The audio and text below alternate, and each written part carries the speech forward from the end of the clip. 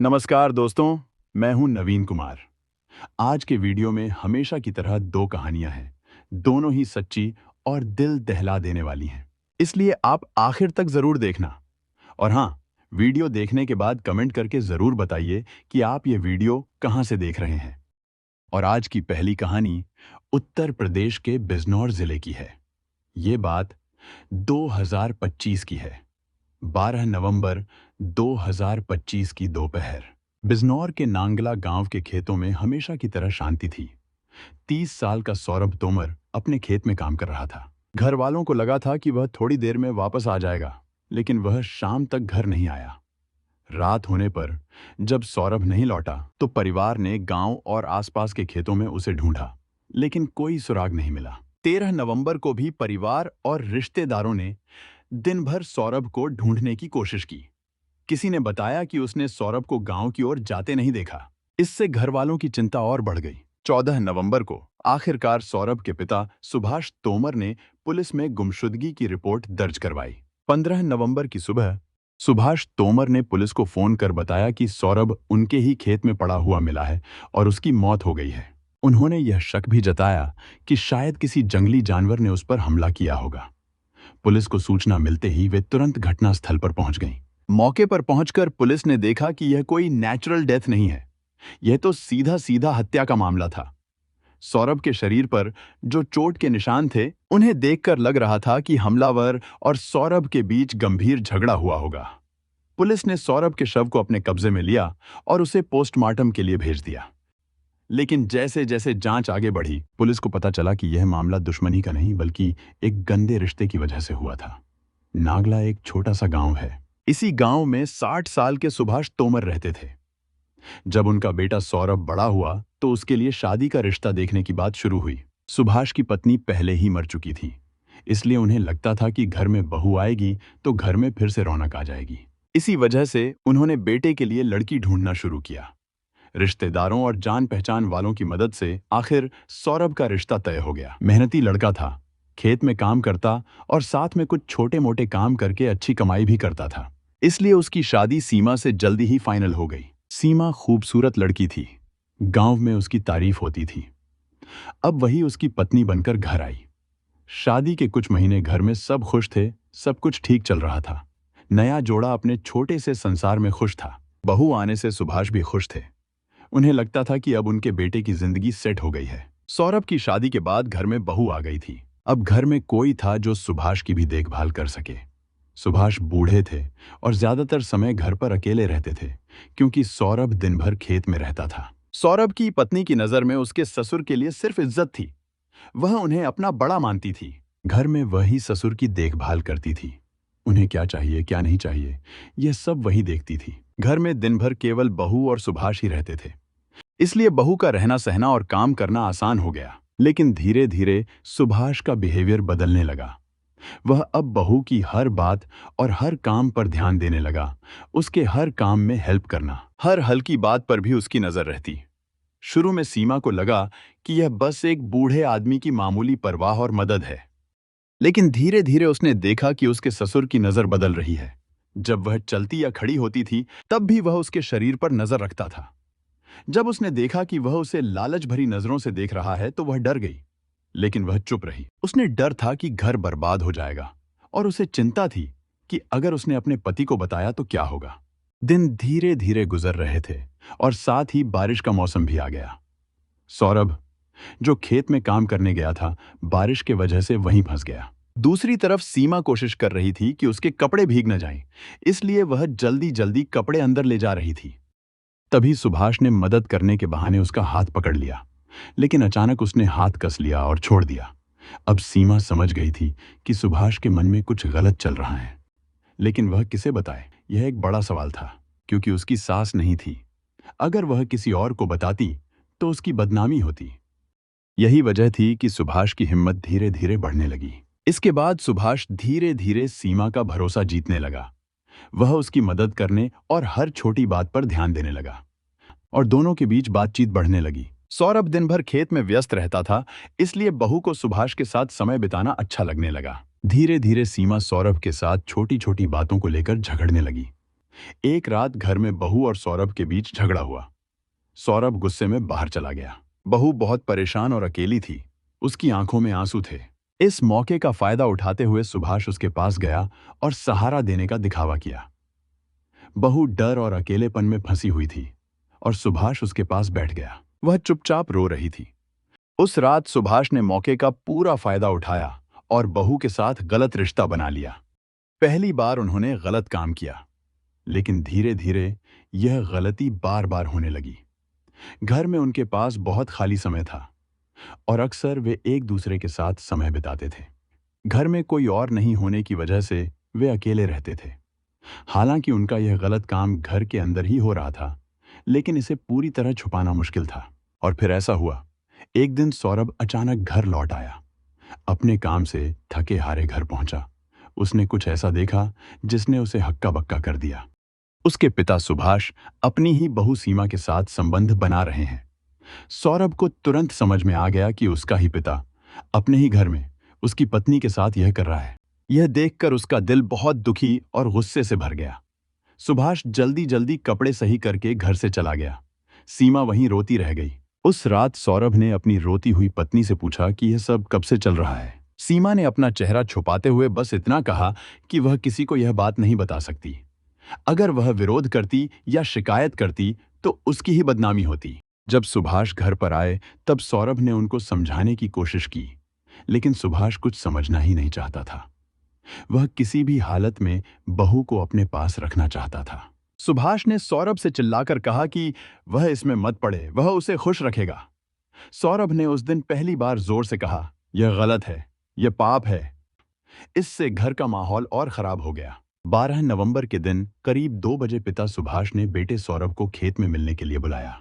पिता के कहने पर सौरभ वहां पहुंच गया। सौरभ को देखते ही उसके पिता ने उस पर फायर कर दिया, मगर गोली सौरभ को नहीं लगी और वह बच गया। लेकिन जब तक सौरभ कुछ समझ पाता, तब तक उसके पिता ने फावड़ा उठा लिया और अपने बेटे सौरभ के सिर पर लगातार वार करने लगे। जब तक सौरभ मर नहीं गया, उसके पिता ने उसे नहीं छोड़ा। सौरभ की मौत के बाद पिता सुभाष खेत से वापस आ गया और फिर बेटे के लापता होने का ढोंग करने लगा। 2 दिन बाद सुभाष ने खुद पुलिस को बताया कि उसका बेटा सौरभ गायब है। उसने पुलिस को यह भी कहा कि शायद किसी जंगली जानवर ने सौरभ पर हमला किया, लेकिन पुलिस ने अपनी तफ्तीश में तुरंत यह समझ लिया कि यह हत्या है। पोस्टमार्टम रिपोर्ट में पता चला कि सौरभ के सिर पर धारदार हथियार से कई बार और बहुत जोर से वार किए गए थे। इन वारों से उसका सिर फट गया और वहीं उसकी मौत हो गई। इस तरह की निर्दयी हत्या कोई मामूली झगड़े में नहीं होती। इसलिए पुलिस के सामने सबसे बड़ा सवाल यह खड़ा हुआ कि सौरभ को इतनी बेदर्दी से मारने वाला कौन हो सकता है। जांच में यह भी सामने आया था कि सौरभ की किसी से कोई दुश्मनी नहीं थी। वह साधारण जिंदगी जीता था और सभी से उसकी अच्छी बोलचाल थी। ऐसे में बिजनौर की नांगला पुलिस मामले की जांच में जुट गई। इसी बीच अचानक सौरभ की पत्नी पुलिस स्टेशन पहुंच गई।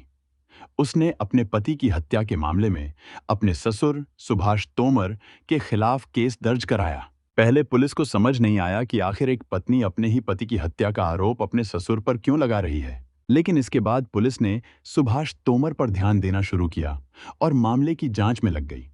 जांच के दौरान मृतक सौरभ के पिता सुभाष पर पुलिस का शक बढ़ता गया। आखिरकार पुलिस ने सुभाष को हिरासत में ले लिया और उससे पूछताछ शुरू कर दी। पूछताछ के दौरान सुभाष ने जो बात बताई, उसने सुनकर बिजनौर पुलिस के अधिकारी भी हैरान रह गए। दरअसल सुभाष को लगता था कि वह अपने बेटे की हत्या कर देगा तो बहू को पालेगा। पुलिस ने उसे गिरफ्तार कर लिया है और जांच अब भी जारी है। और आज की दूसरी कहानी कानपुर की है। ये बात 2020 की है। कानपुर में एक थाना है बर्रा। 6 अक्टूबर 2020 शाम के 5 बज रहे थे। बर्रा थाने के थाना प्रभारी हरमीत सिंह पेट्रोलिंग पर निकलने वाले थे। तब उनके मोबाइल फोन पर एक अननोन पर्सन का कॉल आया। कॉलर ने सूचना दी कि जरौली फेस 1 के मकान नंबर 34 में एक महिला की हत्या हो गई है। मामला गंभीर था, इसलिए थाना प्रभारी ने तुरंत सूचना वरिष्ठ अधिकारियों को दी और अपनी टीम के साथ घटना स्थल के लिए रवाना हो गए। वहां पहुंचने पर उन्होंने देखा कि मकान के बाहर भीड़ जमा थी। भीड़ को हटाते हुए वे कमरे के अंदर पहुंचे जहां एक महिला का शव अर्धनग्न अवस्था में पड़ा था। शव को देखकर साफ था कि महिला की ईंट से सिर कुचलकर हत्या की गई थी। पूछताछ में पता चला कि मृतका का नाम प्रियंका बाजपेयी है। वह पिछले 2 साल से अपने बच्चों के साथ एक रेंट के घर में रह रही थी। मृतका की उम्र लगभग 35 साल थी। कमरे के अंदर खून से सनी ईंट शव के पास पड़ी थी। पुलिस ने उस ईंट को सबूत के तौर पर अपने पास रख लिया। थाना प्रभारी हरमीत सिंह अभी इंस्पेक्शन कर ही रहे थे कि सूचना पाकर एसएसपी प्रीतिंदर सिंह और एसपी दीपक भूकर भी मौके पर पहुंच गए। पुलिस अधिकारियों ने क्राइम सीन का बारीकी से इंस्पेक्शन किया और घटना से जुड़ी जानकारी इकट्ठा की। मृतका का 10 साल का बेटा अमर शव के पास बैठा रो रहा था। एसपी दीपक भूकर ने उससे प्यार से क्वेश्चनिंग की। अमर ने बताया कि घटना के समय वह घर पर नहीं था। कुछ देर बाद जब वह घर लौटा तो उसकी मां रूम में डेड पड़ी थी। उनके सर से ब्लड बह रहा था। यह देखकर वह घबरा गया और शाउटिंग करता हुआ घर के बाहर आया। फिर उसने पड़ोसियों को इन्फॉर्मेशन दी। मृतका की मासूम बेटी आशा और 5 वर्षीय बेटा प्रतीक घटना के समय घर पर ही थे। प्रतीक ने बताया कि उसकी मां का झगड़ा लोहा अंकल से हुआ था। उन्होंने मां के सर पर ईंट मारी और फिर वहां से चले गए। हम मां को आवाज देते रहे लेकिन वह रिप्लाई नहीं कर रही थी। पुलिस अधिकारी बच्चों से इन्फॉर्मेशन जुटा ही रहे थे कि मृतका का पति मनोज बाजपेयी भी वहां पहुंच गया। उसने एसपी दीपक भूकर को बताया कि उसकी पत्नी प्रियंका बाजपेयी के नाजायज संबंध देवेंद्र सिंह यादव उर्फ लोहा सिंह से थे, जो कानपुर देहात के ग्रहणपुर गांव का रहने वाला है। देवेंद्र शहर में ऑटो चलाता है। नाजायज रिश्तों का विरोध करने पर प्रियंका अक्सर मनोज से झगड़ा करती थी और बाद में वह बच्चों के साथ जरौली फेस 1 में छात्र नेता विमलेश पांडे के मकान में किराए पर रहने लगी थी। यहां उसके प्रेमी लोहा सिंह का आना जाना था। मनोज के अनुसार प्रियंका का व्यवहार काफी मनमौजी था। लोहा सिंह को शक हो गया था कि प्रियंका के किसी और युवक से भी संबंध है। इसी शक और विवाद के कारण उसने प्रियंका को मौत के घाट उतार दिया और वहां से फरार हो गया। पुलिस अधिकारियों को प्रियंका बाजपेयी की हत्या और उसके किलर के बारे में जानकारी मिल चुकी थी, इसलिए उन्होंने थाना प्रभारी हरमीत सिंह को आदेश दिया कि शव को पोस्टमार्टम के लिए भेजा जाए और कातिल के खिलाफ केस दर्ज कर उसे जल्द से जल्द अरेस्ट किया जाए। आदेश मिलने पर हरमीत सिंह ने मृतका के शव को लाला लाजपत राय चिकित्सालय पोस्टमार्टम के लिए भेज दिया। इसके बाद मृतका के पति मनोज बाजपेयी की तरफ से धारा 302 भादमवी के तहत देवेंद्र सिंह यादव के खिलाफ मुकदमा दर्ज कर लिया गया और उसे पकड़ने के लिए पुलिस ने सर्च ऑपरेशन शुरू कर दिया। हरमीत सिंह अपनी टीम के साथ सबसे पहले नौबस्ता स्थित आरोपी के किराए के घर पहुंचे, लेकिन वह वहां से फरार हो चुका था। इसके बाद टीम ने उसके गांव ग्रहणपुर में दबिश दी, पर वह वहां भी नहीं मिला। टीम फिर उसके संभावित ठिकानों गजनेर, घाटमपुर और अकबरपुर पर गई, लेकिन वह हर बार पुलिस को चकमा देकर बच निकल गया। कई जगह तलाश करने के बाद पुलिस टीम हताश होकर लौट आई। इसके बाद थाना प्रभारी ने अपने इन्फॉर्मर्स का जाल फैला दिया। 15 अक्टूबर को पुलिस टीम को एक विशिष्ट जानकारी मिली। मुखबिर की सूचना पर कार्रवाई करते हुए पुलिस ने आरोपी देवेंद्र सिंह को बर्रा बाईपास पुल के पास से अरेस्ट कर लिया। थाने में जब उससे प्रियंका की हत्या के बारे में पूछताछ की गई तो वह पहले पूरी तरह मुकर गया, लेकिन जब पुलिस ने उस पर सख्ती की तो वह टूट गया और उसने हत्या का जुर्म कबूल कर लिया। पुलिस की पूछताछ में प्रियंका की व्यक्तिगत जिंदगी से जुड़ी कई बातें सामने आईं। पूछताछ के अनुसार प्रियंका अपने पति और प्रेमी दोनों से रिश्तों में तनाव पैदा कर रही थी, जो बाद में बड़े विवाद का कारण बना। उत्तर प्रदेश के फतेहपुर जिले का एक कस्बा है जहानाबाद। वहीं मनोज बाजपेयी रहता था। 3 भाइयों में वह सबसे बड़ा था। लगभग 14 साल पहले उसका विवाह हमीरपुर के मौदहा निवासी जगदीश तिवारी की बेटी प्रियंका से हुआ था। मनोज ज्यादा पढ़ा लिखा नहीं था। वह थोड़ा बहुत काम करके घर का गुजारा चलाता था। शादी के 3 साल बाद प्रियंका ने बेटे अमर को जन्म दिया। परिवार बढ़ने के साथ घर का खर्च भी बढ़ता गया। बहुत मेहनत के बावजूद मनोज उतनी इनकम नहीं ला पाता था जितनी जरूरत थी।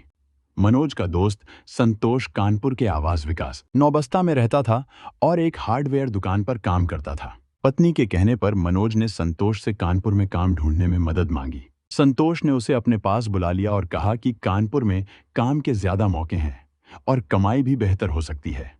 मनोज कानपुर आ गया। संतोष ने उसे अपने घर पर रोकने और खाने पीने की व्यवस्था की। इसके बाद उसने मनोज को एक हार्डवेयर दुकान पर काम दिलवा दिया। मनोज की कमाई अब ठीक होने लगी तो उसने दामोदर नगर में एक कमरा किराए पर ले लिया और कुछ समय बाद अपनी पत्नी प्रियंका और बच्चे को भी वहीं शिफ्ट करा लिया। मनोज की गृहस्थी की गाड़ी धीरे धीरे ठीक चलने लगी। काम से उसे बहुत ज्यादा इनकम नहीं होती थी, लेकिन परिवार को अब किसी तरह की परेशानी नहीं झेलनी पड़ती थी। कानपुर में रहते हुए प्रियंका ने एक और बेटे को जन्म दिया, जिसका नाम राहुल रखा गया। कानपुर आने के बाद प्रियंका की सोच और जरूरतें बदलने लगीं। अब वह साधारण नहीं बल्कि बेहतर और आरामदायक लाइफ चाहती थी। वह चाहती थी कि उसके पास कीमती कपड़े, महंगा मोबाइल, कुछ ज्वेलरी और पर्स में हमेशा पैसे रहें। इधर बच्चों के बड़े होने के साथ घर का खर्च लगातार बढ़ रहा था। पढ़ाई का खर्च भी जुड़ गया था, जबकि मनोज की इनकम सीमित थी। ऐसे में प्रियंका अपनी बढ़ती इच्छाओं और जरूरतों को पूरा नहीं कर पा रही थी। धीरे धीरे उसने आमदनी बढ़ाने के तरीकों के बारे में सोचना शुरू कर दिया। इसी दौरान प्रियंका की मुलाकात मोहल्ले की कुछ महिलाओं से हुई, जो दादानगर की एक बिस्कुट कंपनी में काम करती थीं। उन्हें वहां अच्छा वेतन मिलता था। बातचीत में प्रियंका को पता चला कि फैक्ट्री में पैकिंग का काम आसानी से मिल सकता है। उसने यह बात मन में रखी और बाद में पति से काम करने की अनुमति मांगी। थोड़ी नानुकुर के बाद मनोज ने उसे इजाजत दे दी। इसके बाद प्रियंका भी उन महिलाओं के साथ काम पर जाने लगी। काम शुरू होने के बाद उसकी पूरी दिनचर्या बदल गई।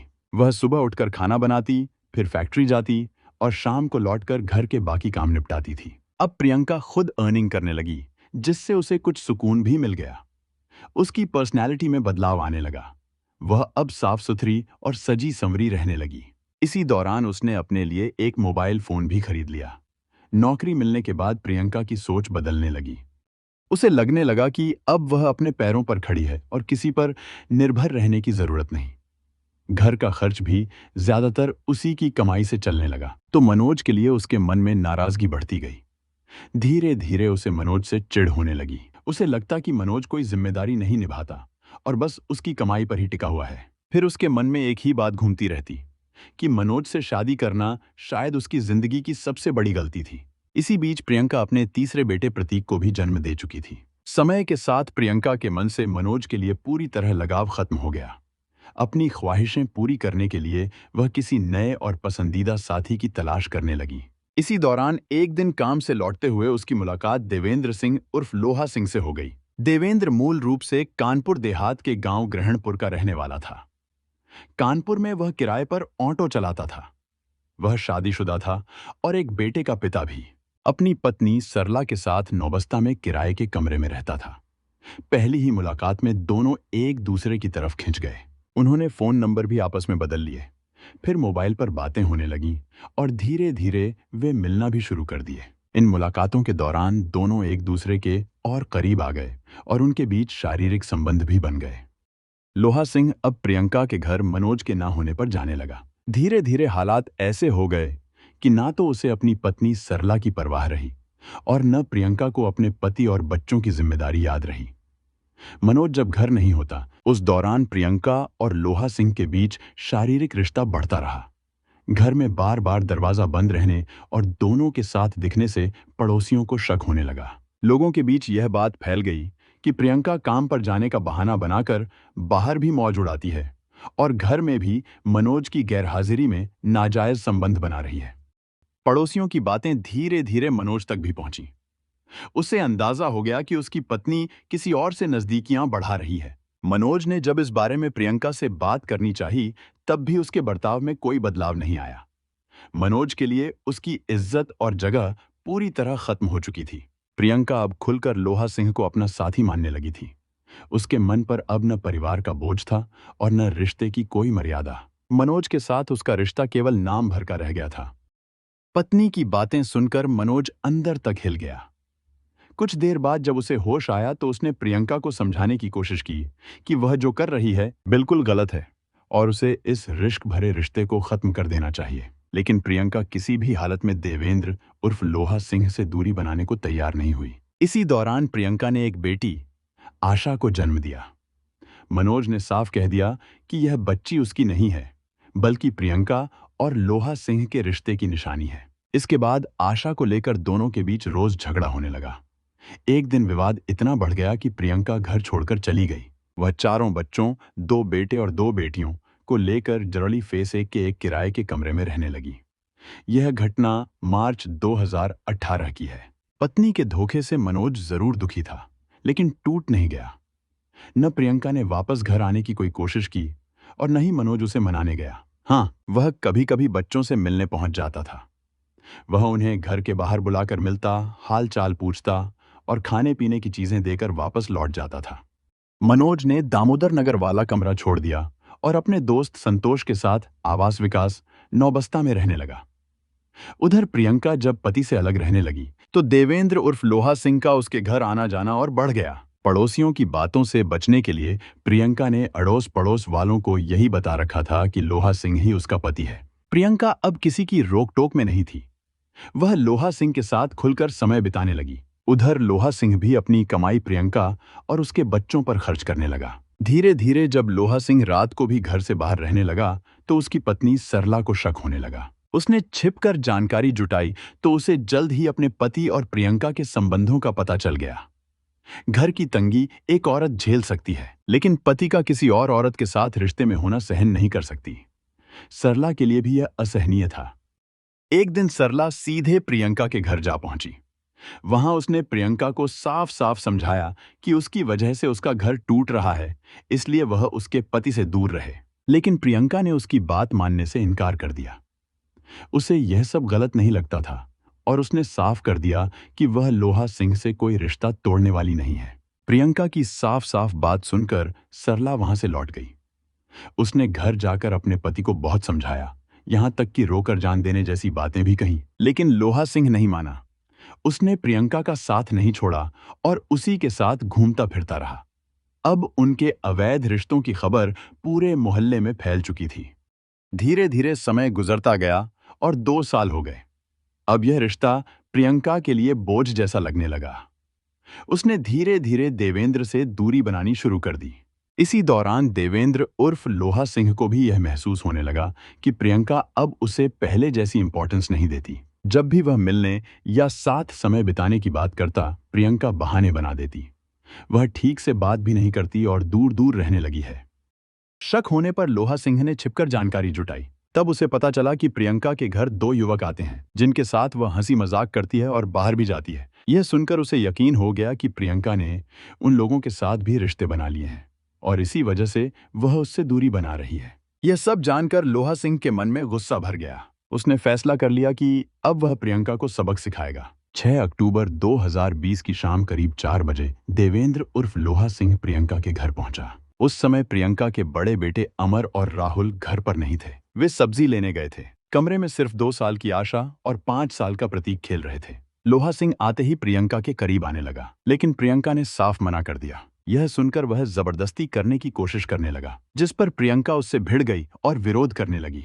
गुस्से में लोहा सिंह चिल्लाया, तूने पहले पति के साथ धोखा किया और अब मेरे साथ भी कर रही है। किसी और के साथ घूम रही है। आज तुझे इसका अंजाम दिखा दूंगा। यह कहकर उसने प्रियंका को पकड़ लिया और दोनों में धक्का मुक्की होने लगी। इसी दौरान उसकी नजर पास पड़ी एक ईंट पर पड़ी। उसने झट से ईंट उठाई और प्रियंका के सिर पर कई वार कर दिए। प्रियंका का सिर फट गया। वह जमीन पर गिरकर तड़पने लगी और थोड़ी ही देर में उसकी मौके पर मौत हो गई। वारदात को अंजाम देने के बाद लोहा सिंह वहां से फरार हो गया। उधर सब्जी लेकर जब अमर घर लौटा तो कमरे में उसने अपनी मां को खून से लथपथ पड़ा देखा। यह देखकर वह घबरा गया और जोर जोर से चिल्लाते हुए बाहर भागा। उसने पड़ोसियों को बताया कि उसकी मां की हत्या हो गई है। किसी ने तुरंत यह सूचना बर्रा पुलिस को दे दी। खबर मिलते ही इंस्पेक्टर हरमीत सिंह अपनी टीम के साथ मौके पर पहुंच गए। उन्होंने शव को कब्जे में लेकर जांच शुरू की। जांच आगे बढ़ी तो हत्या का राज खुल गया और कातिल का नाम भी सामने आ गया। पुलिस ने लगातार तलाश की और आखिरकार उसे पकड़ लिया। 16 अक्टूबर 2020 को बर्रा थाना पुलिस ने आरोपी देवेंद्र सिंह उर्फ लोहा सिंह को कानपुर कोर्ट में पेश किया, जहां से उसे जिला जेल भेज दिया गया। प्रियंका के 4 बच्चे अब उनके पिता मनोज के पास रह रहे हैं। इस घटना से एक बात साफ समझ में आती है कि झूठे रिश्ते, लालच और बेवफाई किसी भी घर को पल भर में तबाह कर देते हैं। अगर रिश्तों में विश्वास, इज्जत और समझदारी न हो तो सबसे मजबूत परिवार भी बिखर जाते हैं। गलत रास्तों पर जाने से न सिर्फ इंसान अपनी इज्जत और जिंदगी, बल्कि अपने बच्चों का भविष्य भी बर्बाद कर देता है। और गुस्से में लिया गया एक गलत कदम, जैसे हिंसा या हत्या, इंसान को सीधे कानून की कठोर सजा तक ले जाता है। इसलिए रिश्तों में ईमानदारी रखें, गलत संगत से दूर रहें और गुस्से में कभी ऐसा फैसला न लें जिसका पछतावा जिंदगी भर रहे। हमारा उद्देश्य यह है कि लोग इन घटनाओं से सीखें और गलत रास्तों पर चलने से बचें। यह कहानी एक अहम चेतावनी है जो हमें बताती है कि जीवन में सही फैसले लेना कितना जरूरी है। हमें मिलकर एक बेहतर समाज बनाने की कोशिश करनी चाहिए जहां प्यार और ईमानदारी की अहमियत हो। ऐसी सच्ची घटनाओं और उनसे मिले संदेशों के साथ मैं फिर लौट कर आऊंगा। तब तक के लिए सुरक्षित रहें, सतर्क रहें और याद रखें कि हर कदम सोच समझकर उठाएं।